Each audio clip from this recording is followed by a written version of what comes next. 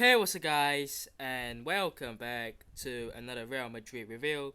Atletico Madrid 5, Real Madrid 2. I don't really talk about too much about that.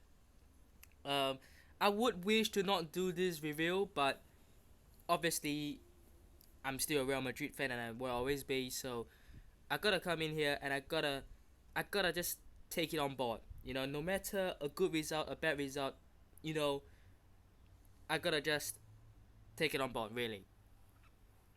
And I talked about this game being so important in terms of the critics. And I hate to say it, but the critics have been proven right by the team.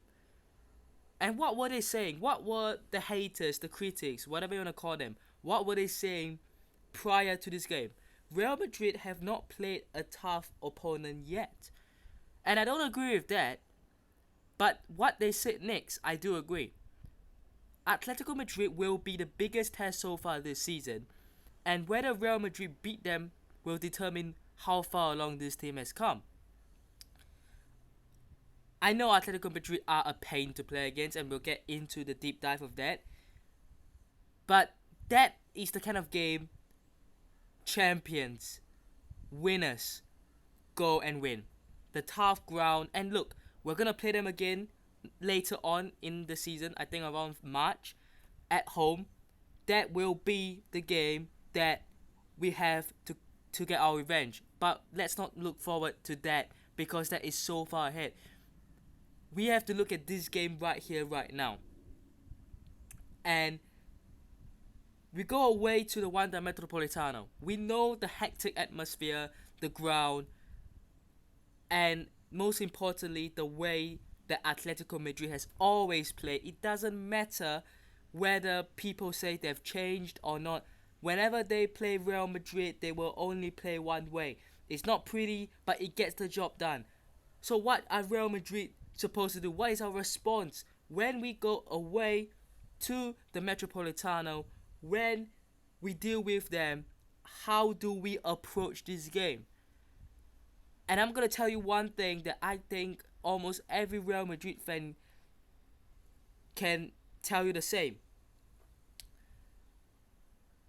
The midfield was not offering any sort of help to the defense. I thought even Chouameni didn't look good. Fede Valverde hasn't looked good lately, but I'm not here to blame. I'm here to just say that it's true. Players haven't been playing well. Bellingham came back, and honestly, I'm not sure what he did. I'm really not sure what he did, to be honest. Like the physical side of the game, I don't really think that he brought anything, really, to be honest. And again, I'm not sure that game suited him. Although I did say in my preview, I think he will start for the physicality, and perhaps I would have started him. But I genuinely didn't expect it to go down this route in terms of what did Bellingham actually bring. And then you take Mastantuono out. You force Arda Güler out to the right. And not only are you taking away his best qualities in the middle of the pitch, you're throwing him onto the right when perhaps you look at the likes of Mastantuono and Brahim Diaz as better winger options. I'm not saying we should have gotten a physical or quicker player because Arda Güler, compared to the other two, the difference in terms of the physicality and the pace perhaps isn't that big. But I'm talking about out and out winger. Arda Güler has never been there, and we've seen him play out there before, and he hasn't had the success as compared to playing in Bellingham's role at the moment. So you can't have both. I realized and I've learned after this game, you cannot possibly start both Bellingham and Arda Güler unless you make shift and you play what Carlo Ancelotti did in terms of the diamond midfield, and Arda Güler is in the midfield tree, Bellingham is ahead of the midfield tree, and with the front two that are more central in Vini Jr. and Mbappe. Otherwise, you cannot be playing Arda Güler out on the right. I just don't think that works. I know he scored that goal, but that goal he literally scored being in the penalty box, not on the wing. So that tells you that his best qualities is in the center of the pitch. Then you look at the defense. I don't know what happened to Alvaro Carreras and Dean Huijsen today. Not today, but in this game. I have taken a few days just to, you know, um, calm down a little bit. And obviously, I've had some things going on as well. But those two, I don't know what happened in this game. They have been arguably two of our more consistent players this season. When you look at, apart from the red card that Huijsen got, that wasn't a red card. But they've been so brilliant. What happened? What happened? I saw this post that Carreras got man of the match or had a brilliant performance against Atletico Madrid last season in the Champions League. Where did it go? Did Huijsen and Militao and Carvajal, it looked so shaky. The back four, apart from Militao really, until he got subbed off, had terrible games. They really did. So I don't think there is an individual player in this team that threw the game away. I don't think there is. I'm not going to say Bellingham. I'm not going to say Fede Valverde. I'm not going to say Carreras. I'm not going to say Dean Huijsen. I'm not going to say Chouameni. I'm not going to say Carvajal. I'm not going to say Thibaut Courtois. Because I don't pinpoint the blame to any of them individually. I am blaming this as a collective. Do I blame Xabi Alonso? Yes. The selection was not good. And I'm not saying the selection in terms of Bellingham starting, because I would have had him starting. But I'm saying you want Bellingham to start, great. But you have to sacrifice with Arda Güler because he's not a winger. And when you're the manager and at halftime you're going in 2-2, you see that perhaps it's not going to work. Atletico Madrid are so much more physical and they are putting in so many crosses. They're scoring off them. They are being so dangerous off them. Why aren't you reacting earlier? Why isn't Gonzalo Garcia coming on earlier? Or why aren't you going to play a dirtier way and you go into a back five? Get Chouameni back into the defense. Militao's gone off. You bring Asensio on. Great. Get Chouameni to form a back five. And then bring a midfielder on. Or you take Arda Güler out earlier because obviously that would have prevented the second half foul, which obviously we'll never know. This is in hindsight. But you could have done so much more to prevent the game from 2-2 going into 3-4-5.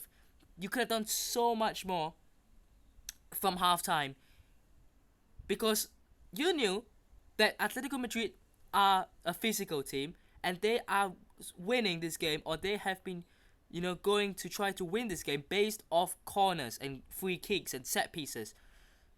So to react when you have got Gonzalo Garcia, when you have got a couple of players in there who you can bring on, I know they're not physical, but you could have done something different instead of going out there. You make one change because Militao has to come off for precaution, and you end up giving Atletico Madrid what they want, which is continue playing the way you are. We're just going to do our thing. We're going to send crosses in. We're going to try to win headers and score from, set pieces. And nothing changed up until the last 15 minutes of the game when we're 4-2 down. And by then, you throw the kitchen sink at them. They get a last minute goal, 5-2. It gets worse. Doesn't change anything. So from the manager, he takes some blame to it. I wouldn't say he is entirely to blame.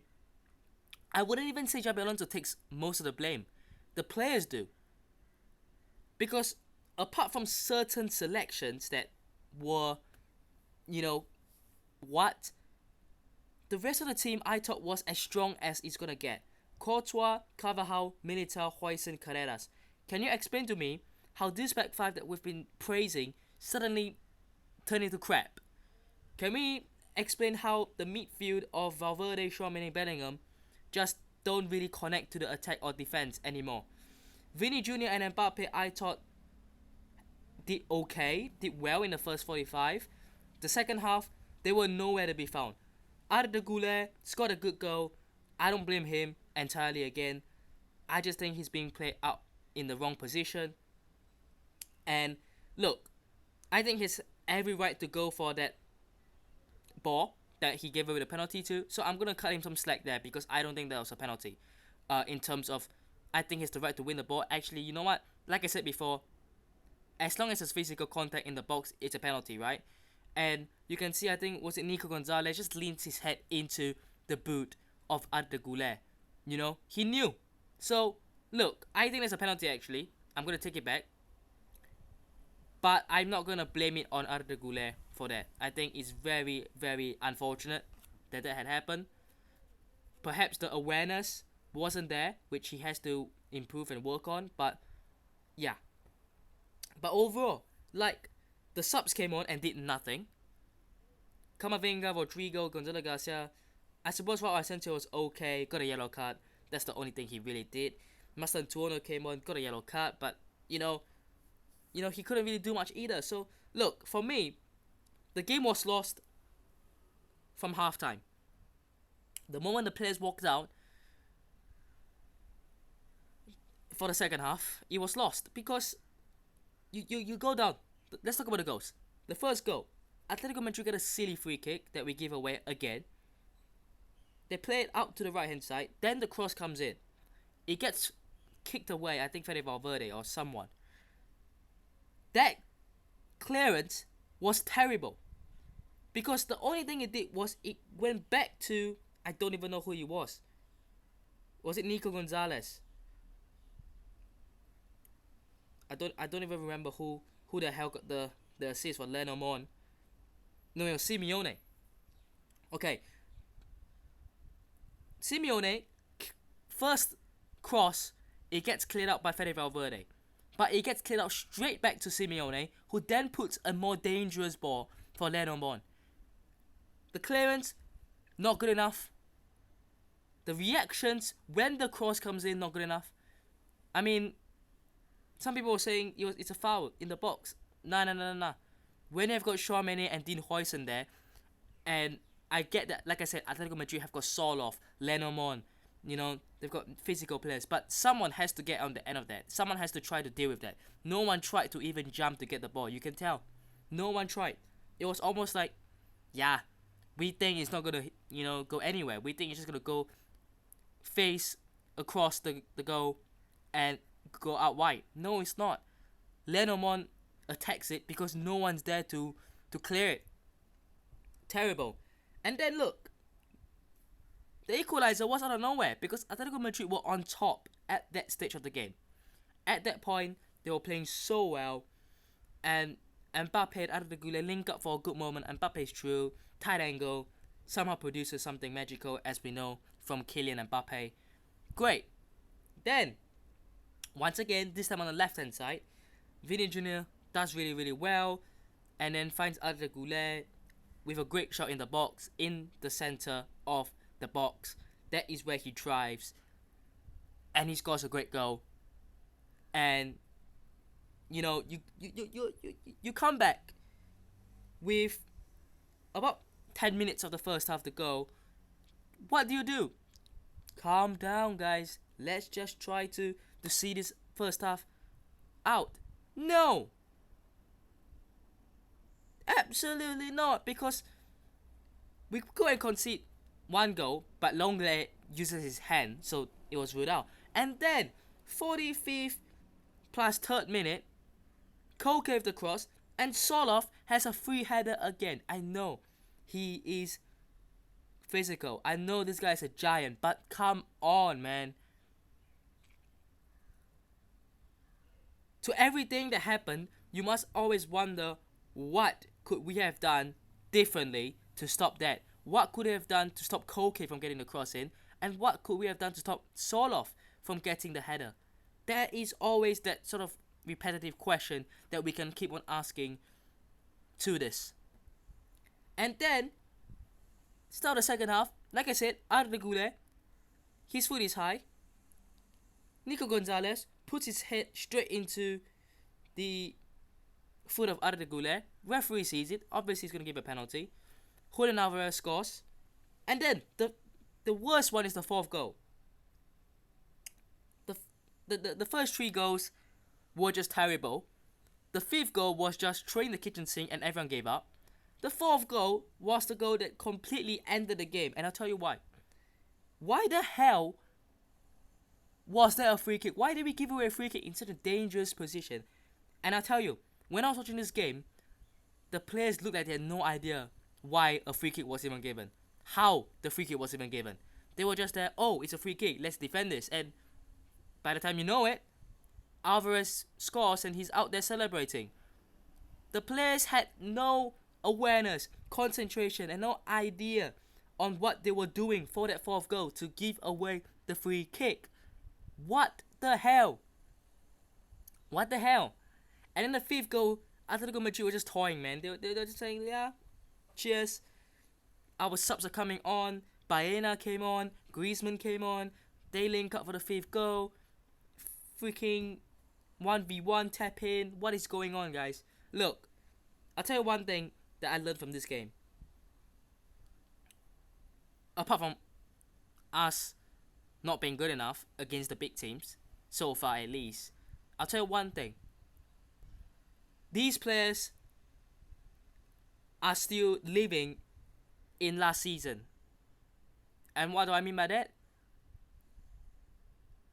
I don't want to swear, and I don't want to curse, but it's honestly a fucking joke that these players can switch off anytime they want to in the second half. And it's not, I've said this so many times, it's not because they aren't good enough. It's not because they don't have the quality to go out and win. It's the mentality. And Real Madrid players have always been known to have the mentality to go out there, to win, you know, to produce magical moments. But we haven't seen that since last season. We haven't seen that this season. And instead what we have seen is the players giving up. When we're not having a good game, we keep doing the same thing over and over and over and over and over and over again. That doesn't work, but we just keep doing it. Are we going to do something different that can help us win the game? No. Are we going to do what we know we're comfortable doing? Yes. And more times than not, when we keep doing that, our opponents are winning and they're saying, come on, keep giving us that. We want some more of that. We want you to keep doing this, keep playing this way. We want it. So honestly, it's time to wake up, man. But yeah, that'll be it from me. Hope you guys have enjoyed it. Hit the time state. Subscribe to the show on already. And I'll see you guys in the next one. Peace.